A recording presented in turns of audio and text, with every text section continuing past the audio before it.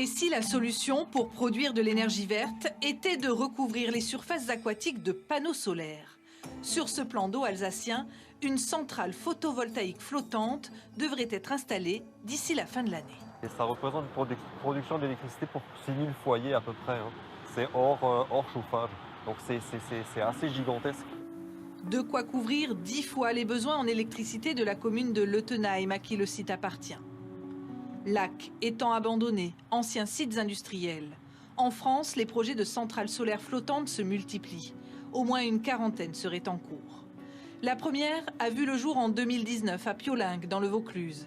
C'était à l'époque la plus grande d'Europe, avec 17 hectares de panneaux capables d'alimenter en électricité presque 5000 foyers. Après 2 ans d'existence, la société exploitante l'assure, les objectifs de productivité sont pleinement atteints.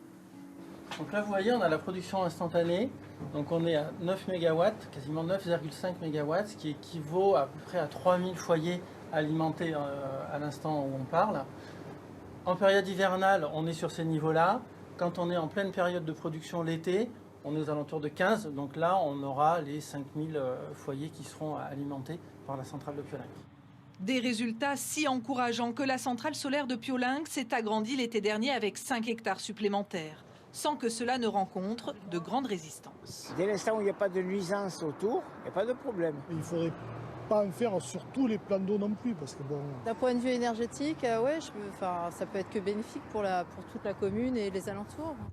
En contrepartie de l'exploitation du lac durant 50 ans, une rente de 25 000 € annuels est versée à la commune.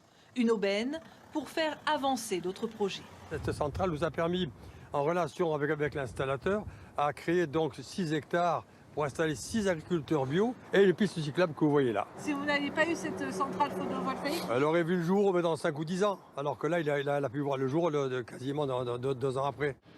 À Leutenheim, dans le Bas-Rhin, le projet de centrale solaire permettra à la municipalité de percevoir 75 000 € chaque année. Un financement bienvenu, notamment pour la rénovation des trottoirs de la commune. Si l'argument économique ne fait pas de doute, reste à convaincre les défenseurs de l'environnement quant aux conséquences écologiques des centrales solaires flottantes. Actuellement, on a un manque de connaissances d'impact. Le projet ici se veut exemplaire, sauf que, par exemple, le comportement de tout ce qui est le plancton, donc les petits animaux qui vivent dans l'eau, n'a pas été étudié.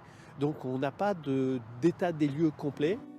Si tous les lacs artificiels de l'Hexagone se convertissaient au photovoltaïque, l'électricité produite couvrirait les besoins de 3 millions de foyers, autant que 10 centrales nucléaires.